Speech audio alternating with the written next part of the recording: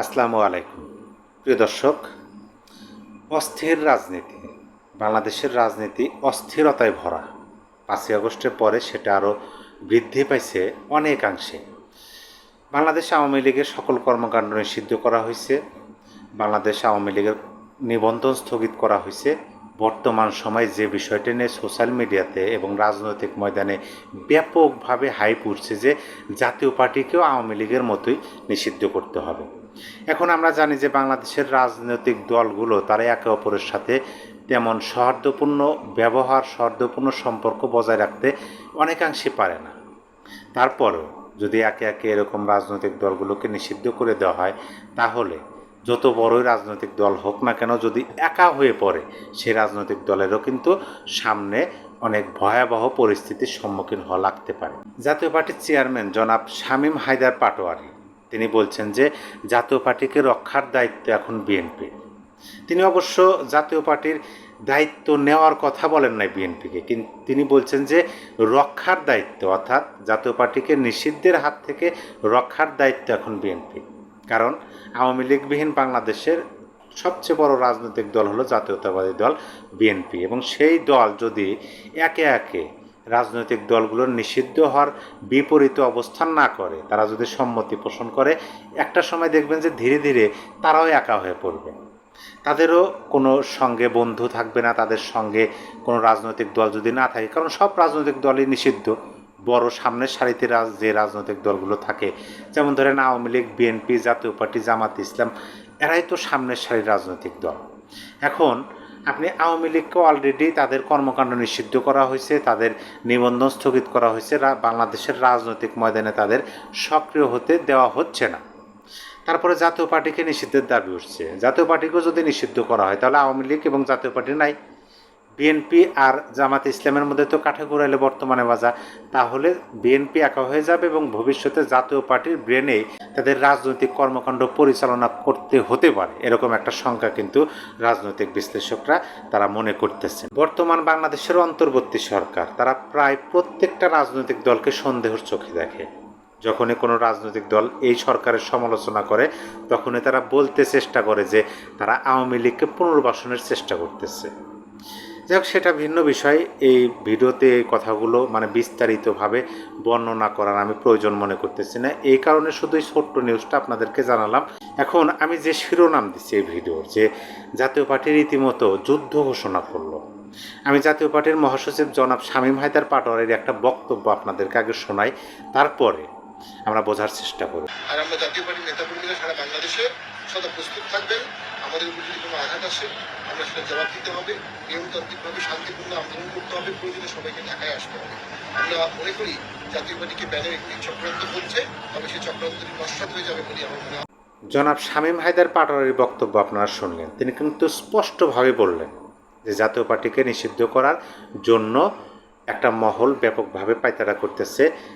যদিও তার কাছে মনে হইতেছে যে সেই পরিকল্পনা বাস্তবায়ন হবে না, সেই পরিকল্পনা বেঁচতে যাবে, তারপরও কিন্তু তিনি স্পষ্টভাবে সারা বাংলাদেশের সকল জাতীয় পার্টির নেতাকর্মীদের সচেতন করলেন এবং তাদেরকে উদ্বুদ্ধ করলেন যে আমাদের সবাইকে সচেতন থাকতে হবে, প্রয়োজনে ঢাকায় আসতে হবে।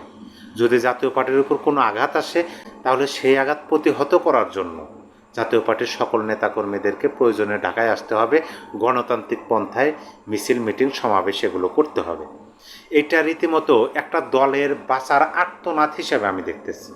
কারণ আপনি ভাবুন, তাদেরকে যেভাবে ট্যাগ দেওয়া হইতেছে, যেভাবে বলা হইতেছে যে বিগত 15 বছর আওয়ামী লীগের শাসনামলে এই রাজনৈতিক দলটা নাকি সর্বোচ্চ সুবিধাজনক অবস্থায় ছিল, বা আওয়ামী লীগের নির্বাচনগুলোকে বা আওয়ামী সরকারকে বৈধতা দেওয়ার জন্য জাতীয় পার্টির ভূমিকা অন্যতম।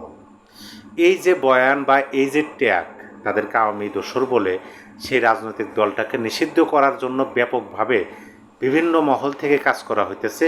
এইটা যখন চতুর্দিক দিয়ে একটা রাজনৈতিক দলকে এইভাবে কোণঠাসা বা চেপে ধরার চেষ্টা করা হয়, তখন কিন্তু এইটা সেই দলের বাঁচার লড়াই, সেই দলের অস্তিত্ব টিকে থাকার লড়াই। সেই দল যেন অস্তিত্ববিহীন না হয়ে পড়ে, সেজন্য আগে থেকে সচেতন হওয়ার কথার লড়াই। প্রয়োজনে রাজপথে গণতান্ত্রিকভাবে তারা মিছিল, মিটিং করবে, এই কথাগুলো তিনি কিন্তু বললেন।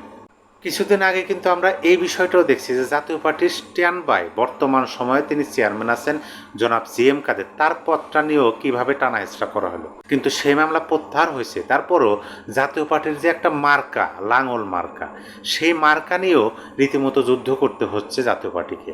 অন্য কোনো এক গোষ্ঠী সেই মার্কাটাও কেড়ে নিতে চাচ্ছে, আবার অপরদিকে রাজনৈতিক দলটাকে নিষিদ্ধ করতে চাচ্ছে, আবার সেই দলের বর্তমান চেয়ারম্যানের রাজনৈতিক কর্মকাণ্ড নিষিদ্ধের জন্য হাইকোর্টে রিট করা হয়েছিল। এরকমভাবে একটা রাজনৈতিক দলকে কোণঠাসা করলে, অলরেডি তো বিশাল বৃহত্তম প্রাচীনতম একটা রাজনৈতিক দলকে তারা নিষিদ্ধ করছে কর্মকাণ্ড এবং নিবন্ধন স্থগিত করছে, এখন জাতীয় পার্টিকে যেভাবে তারা চেপে ধরতেছে, এইভাবে যদি চলতে থাকে জাতীয় পার্টির মানে এই ধরনের বক্তব্য বা এই ধরনের আহ্বান করা ছাড়া কোনো উপায় নাই।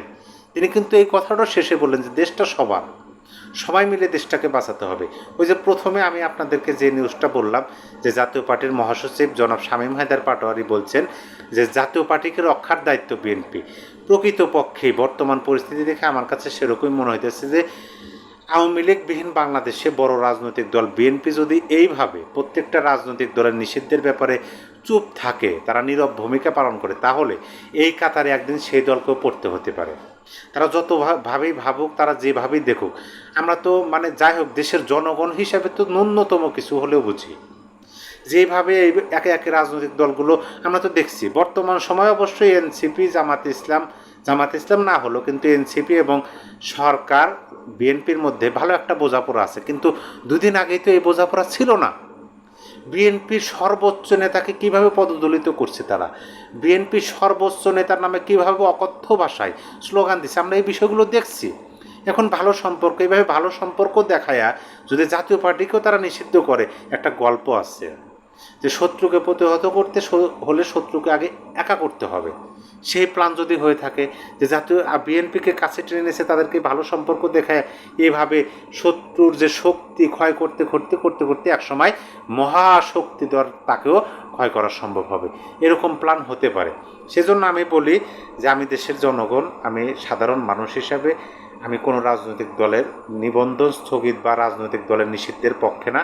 কারণ রাজনৈতিক দলের নেতাকর্মীরা বা সেই রাজনৈতিক দলও যদি তারা কোনো অপরাধ করে থাকে, সেই নেতাকর্মীরা যে অপরাধ করছে আইন অনুযায়ী তার বিচার হবে, আইনের আওতায় আসবে। কিন্তু একটা রাজনৈতিক দলকে এইভাবে নিষিদ্ধ করে দেওয়া, যে রাজনৈতিক দল বলেই থাকবে না, কারণ তাদের তো সমর্থক আছে। এখন আওয়ামী লীগের প্রায় 3 কোটি সমর্থক ভোটার আছে, জাতীয় পার্টি 15 থেকে 20টা আসন পায় তারা।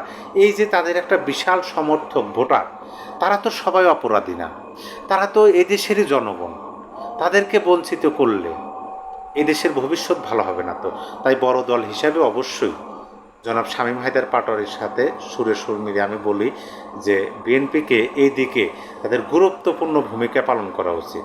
তারা যে এই দেশের একটা বড় রাজনৈতিক দল, সেই ভূমিকাটা পালন করা উচিত দেশের গণতন্ত্র, রাজনীতি, সার্বভৌমত্ব টিকে রাখার স্বার্থে। সবাই ভালো থাকবেন। অবশ্যই আপনার মূল্যবান মতামত কমেন্ট বক্সে জানিয়ে দিতে পারেন। আল্লাহ হাফেজ।